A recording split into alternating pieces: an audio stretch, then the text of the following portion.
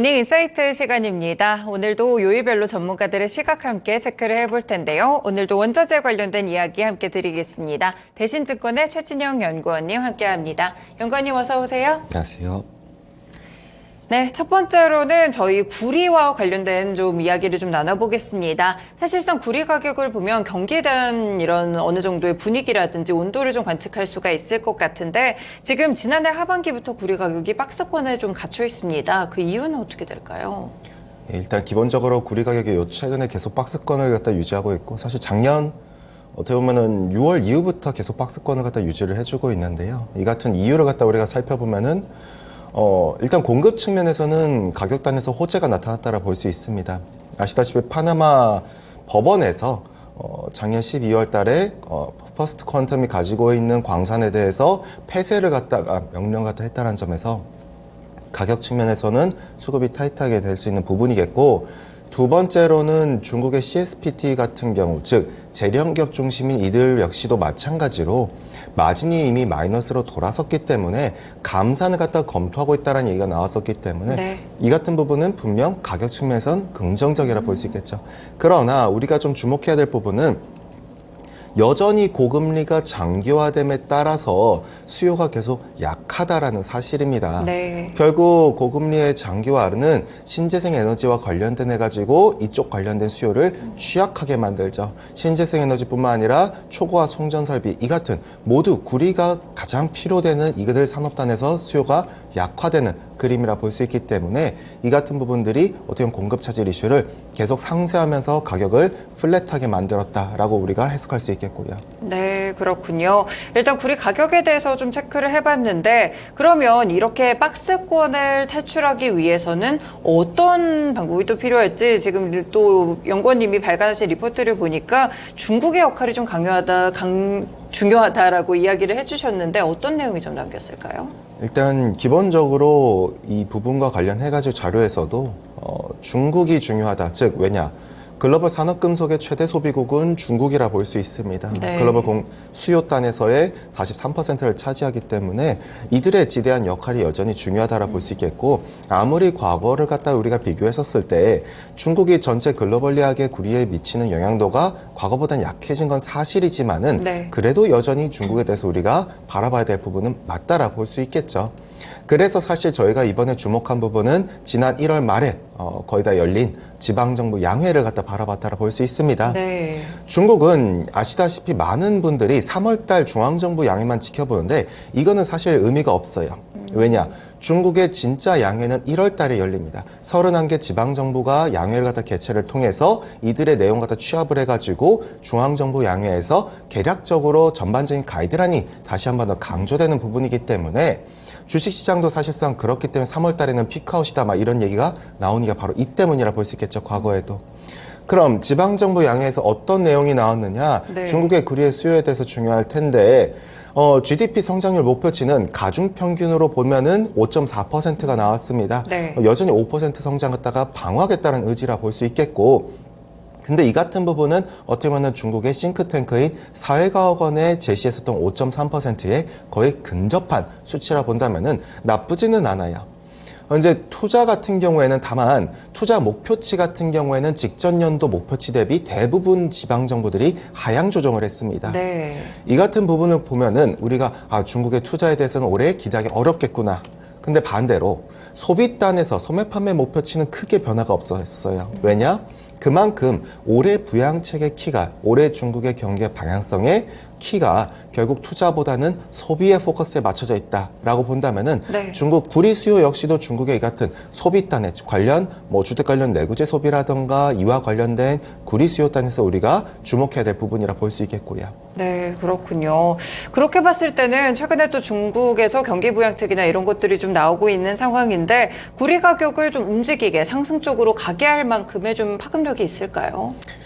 그 같은 파급력이 있다라고 보기에는 아직까지는 저희가 좀 더 모니터링이 필요할 것 같습니다. 일단 구리단에서 우리가 수요들 갖다 살펴보면은 중국에 대해서 여전히 좀 의구심이 남아있는 부분들이 존재하기 때문이죠. 즉 연속성이라던가 또는 이 방법론이 정말 제대로 맞아 들어갈 것인가, 제대로 워킹을 할 것인가, 이게 좀 중요할 것 같은데, 아시다시피 그런 걸 갖다 우리가 척도로 바라볼 때는 중국의 크레딧 임펄스를 많이 봅니다. 이 크레딧 임펄스가 뭐냐면은 총 신용 찬출 대비했을 때 GDP를 나눈 값이기 때문에 그만큼 중앙정부 또는 중국 정부의 부양책 강도가 얼마나 강한지 여부를 우리가 판단할 수 있고, 네. 이것은 구리 가격을 갖다 9개월가량 선행을 합니다. 그래서 중요할 텐데요. 결국 유동성을 풀어야 이 크레딧 임펄스가 올라가게 되고 후행적으로 구리 가격이 반등을 할 텐데, 네. 크레딧 임펄스는 반등이 나왔어요. 왜냐? 아시다시피 작년 10월 달부터 중앙정부가 나서면서 레버리지를 갖다 일으켰거든요. 네. 중앙정부 특별채권을 발행했죠. 그러나 올해 3월 말부로는 이 발행이 이제 종료가 됩니다. 그럼 추세적으로 더 연장의 뭔가가 나와줘야 되는데, 이걸 이끌 만한 동인이 나와줘야 되는데, 결국 그래야만이 구리가 연속적으로 미래에 더 가격이 상승할 텐데, 다만 아쉬운 부분은 지방정부가 그 역할을 하기엔 좀 어렵다라 볼 수 있죠. 네. 지방정부가 레버리지를 갖다 일으키기 위한 조건들을 살펴보면은 결국 이들의 부채 부담이 문제라 볼 수 있는데, LGFB 같은 음성 부채까지 총 포함한 총 부채 대비 GDP라던가 재정 여력을 우리가 비교해서 보면은 대다수 지방정부들이 전체 GDP에서 30%의 미만의 국한된 지방정부들만이 레버리지를 일으킬 수 있는 정도라고 볼 수 있습니다. 네. 사실 이 같은 취약한 구간, 중국 정부가 그만큼 심각한 이 같은 어떻게 보면 위기 같은 부분들이 노출돼 있기 때문에, 결과적으로 이 때문에 지난 1월 달에 중국 중앙정부도 이들 지방정부 주요 고위험군의 대상으로 하는 지방정부들에 대해서 고정자산 관련해가지고 인프라 투자라든가 건설 투자 관련해가지고 너무 부채 부담이 많으면은 사업 당장 중단하라는 명령이 내려졌거든요. 네. 이 같은 지방정부 단에 우리가 레버리지를 좀 바라보기에는 좀 어려운 부분들이 있고, 여전히 경계해야 될 부분도 많이 남아있다라 볼 수 있겠죠. 네, 그렇군요. 그러면 중국의 부양책만 놓고 봤을 때는 방법이 따로 없는 걸까요? 정부 단에서 우리가 좀 놓고 보기보다는 좀 더 가계 단에서 놓고 볼 필요가 있습니다. 네. 결국 여전히 기대할 것은 가계밖에 안 남은 것 같아요. 중에 전체 레버리지에서 가장 큰 핵심은 중앙정부, 지방정부, 그리고 부동산 디벨로퍼 회사채, 마지막으로 가계부채겠죠. 네. 즉 가계 레버리지를 일으키도록 실제로 지난 1월 말 때 중국의 일선 도시로 분류될 수 있는 상하이 그리고 광저우 이들 지역 같은 경우에는 부동산 주택 관련 규제를 갖다 외지인에 대한 매입이라든가 모든 규제들이 다시 한 번 더 완화되는 흐름들이 나와줬습니다. 마치 지난 9월 달에 주택 관련 규제 완화를 통해서 이들의 레버리지를 일으켜서 주택 관련 내구재 소비를 갖다 유도하기 위한 조치가 또 한 번 나오기 시작했다는 사실이죠. 뿐만 아니라 상업용 부동산에 대해서도 인민은행단에서는 단계적으로 이들에 대한 자금 조달 규제를 갖다가 완화하겠다라는 조치가 나와줬기 때문에 우리는 좀 더 긍정적인 메시지 측면에서 가계를 바라볼 필요는 있다라 볼 수 있습니다. 네. 다만 제가 약간 경계하는 부분은 어찌됐건 근데 가계부채는 시장의 영역이에요. 그렇죠. 결국 부동산을 갖다 구매하는 거는 정부가 아무리 열어줬다 하더라도 이걸 시장이 의사표현을 해서 매수를 하는 거거든요. 근데 아시다시피 지난 거의 한 근 7년 동안 부동산 규제에 대한 신뢰가 이미 무너져 내린 상태고, 이 신뢰가 무너져 내렸고, 그렇기 때문에 당장 거래가 활발해질지 또는 이와 관련해가지고 정책 환경도 여전히 녹록치 않은 상황입니다. 네. 그래서 우리가 구리단의 수요를 당장 뭔가 긍정적으로 접근하기보다는 좀 관망이 필요하다고 볼 수 있겠고, 이 때문에 크게 세 가지 지표를 우리가 모니터링하자. 첫 번째, 결국 가계 레버리지가 일으켜지기 위해서는 첫 번째는 실질금리가 하락해야 된다. 결국 중국은 엔겔 지수가 높기 때문에 물가가 다시 회복하려면은 돼지 가격이 다시 회복을 해야 돼요. 아, 네. 즉 돈육 가격이 다시 회복해야 되기 때문에 이를 통해서 실질금리가 인하될지 여부를 갖다 하락할지 여부를 좀 더 추세적으로 확인해야 될 거고, 두 번째는 이에 따른 결국 주택담보대출의 그로스가 다시 회복될지 여부, 그리고 세 번째로는 주택 거래량이 과거 10년 평균 단에서 다시 평균치로 회귀할지 여부를 갖다가 앞으로 추가적으로 이 세 가지 지표를 모니터링하면서 바라봐도 늦지 않다. 그래서 구리단에서는 이 같은 주요 세 개 지표를 더 한 번 더 바라보자라고 봐주시면 될 것 같고요. 네, 구리를 투자하실 때는 이런 말씀해주신 이런 지표들을 확인해 보실 필요가 있을 것 같습니다. 그럼 하반기까지 좀 봤을 때 구리 가격 전망이라든지 투자 관점에서는 어떻게 보시나요? 연말까지로 놓고 보면 나쁘진 않습니다. 네. 저도 사실 대신 지루한 장이 최소 못해도 한 뭐 2, 3분기까지도 계속될 수는 있다라고 네. 바라봅니다. 산업금속단에서 여전히 수요단에서 부진한 그림들이 계속 나와주고 있고 이것이 끌어올릴 만한 동인이 여전히 아직 안 보이기 때문이죠. 설사 금리 인하가 나온다 하더라도 그 인하폭 자체가 제한적이라면은 우리는 페드 FOMC 단에서 뭐 2차례, 3차례가 언급이 계속 나와주고 있어요.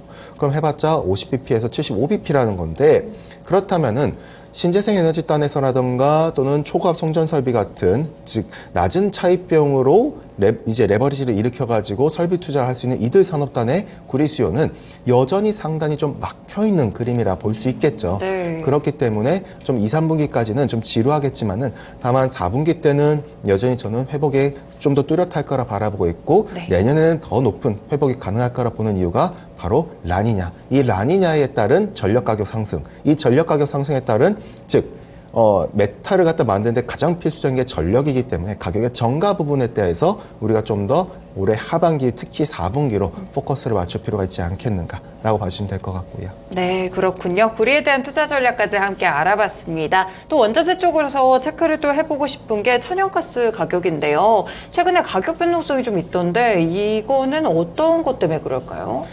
예, 천연가스 단에서는 가격 변동성이 사실 커질 수밖에 없었습니다. 저도 사실 1월 초 때쯤에 자료를 통해서 네. 천연가스 계절성 단에서 난방 시즌이기 때문에 가격이 반등할 수는 있어도 다만 그건 단기적 반등에 그치고 하방 리스크가 존재할 수 있다라 바라봤는데 네네. 그 같은 이유를 갖다 우리가 살펴보자면은 결국 엘니뇨입니다. 아, 그렇군요. 결국 엘니뇨기 때문에 북반구 지역은 평년보다 즉 좀 어떻게 보면은 특히 미국 같은 지역은 천연가스 소비가 가장 많기 때문에 네. 이들 지역은 좀 더 습도가 높아요. 그리고 평년보다 기온이 높다라 볼 수 있죠. 그러다 보니 습도가 높으면은 우리는 기본적으로 겨울철이 돼도 덜 춥습니다.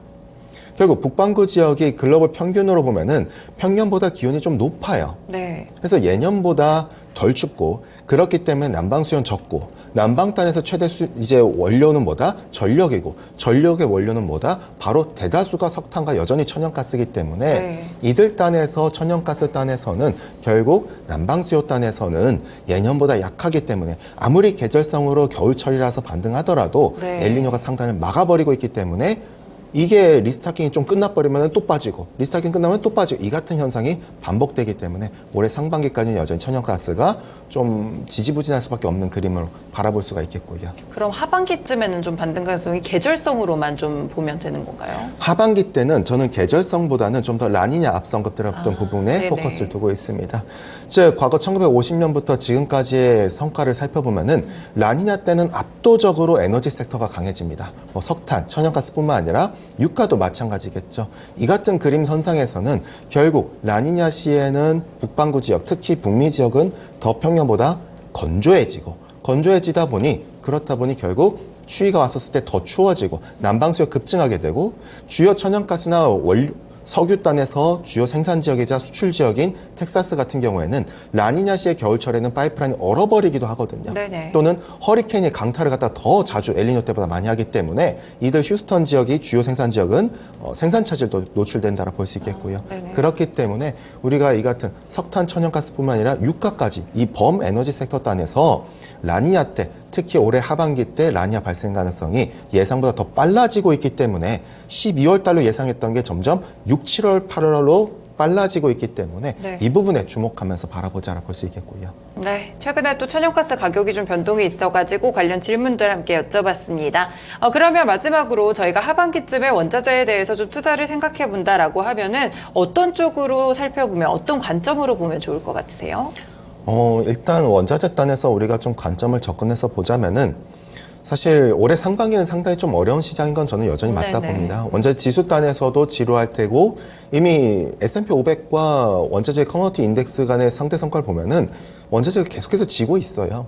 질 수밖에 없는 상황이고 특히 엘니뇨 상황이기 때문에 원자재는 늘상 85년도부터 지금까지 보면은 원자재 지수는 엘니뇨 때 철저하게 패배했다는 사실입니다. 네, 네. 그러나 하반기 때는 라니냐가 오기 때문에 우리는 상반기보다는 하반기에 좀 더 포커스를 맞추고 상반기 동안에는 우리는 좀 원자재 같은 시장에 있어서는 바라봐야 될 부분이 좀 워밍업이 필요할 것 같아요. 뭐가 더 중요한 우선순위를 바라보면서 2분기 때 하반기 때 괜찮은 애들을 미리 살펴보면서 대표적으로 라니냐 온다면은 뭐가 매력적인가? 첫 번째 당연히 에너지 섹터, 석탄 천연가스, 그리고 유가, 그리고 두 번째로는 곡물, 그리고 세 번째로는 좀 뒤늦게 반영되겠지만 산업금속, 이들이 가장 매력적일 수 있겠고, 농산물 단에서는 우리가 관련된 즉 라니냐가 제도를 했을 때는 엘니뇨 때는 원당 커피, 코코아 같은 소프트가 좋지만 라니냐 때는 곡물 가격이 날아가요. 그렇기 때문에 이 같은 롱숏 전략 마인드 단에서도 이를 원료로 삼는 가공기업들 단에서도 우리가 같이 활용하는 전략 단에서도 우리가 좀 올해 하반기 때 특히 2분기 때 미리 좀 준비가 더 필요하지 않겠는가라 볼 수 있겠고요. 네, 알겠습니다. 상반기는 원자재 투자를 위한 조금 워밍업 시간으로 삼아보시면 좋을 것 같은데요. 하반기에 라니냐가 온다는 점을 좀 포인트로 두시면서 에너지, 석탄, 유가, 곡물, 산업군소까지 함께 좀 체크를 해보시면서 투자 전략을 활용해보시면 좋을 것 같습니다. 네, 연구원님 오늘 말씀 여기까지 듣겠습니다. 고맙습니다. 감사합니다. 네, 모닝 인사이트 시간이었고요. 원자재와 관련된 이야기 함께 나눠봤습니다. 대신증권의 최진영 연구원님과 함께했습니다. 네, 최근에 또 코스피 시장 함께 반등하는 모습들을 보여주고 있는데요. 이 시총 상위 종목들의 또 호재 소식이 함께 전해지고 있는 분위기도 있죠. 오늘 역시나 명절을 하루 앞두고 있는 그런 상황입니다. 투자 전략 잘 짜셔가지고요. 개별 종목별 대응도 잘 하시면서 투자 수익 많이 챙겨가시길 바라겠습니다. 지금까지 다양한 투자 판단에 도움이 되는 말씀들 함께 전해드렸고요. 특정 종목의 상승 하락을 보장하지는 않습니다. 모닝쇼 여기서 마치겠습니다. 오늘도 성공 투자하시길 바라겠습니다. 고맙습니다.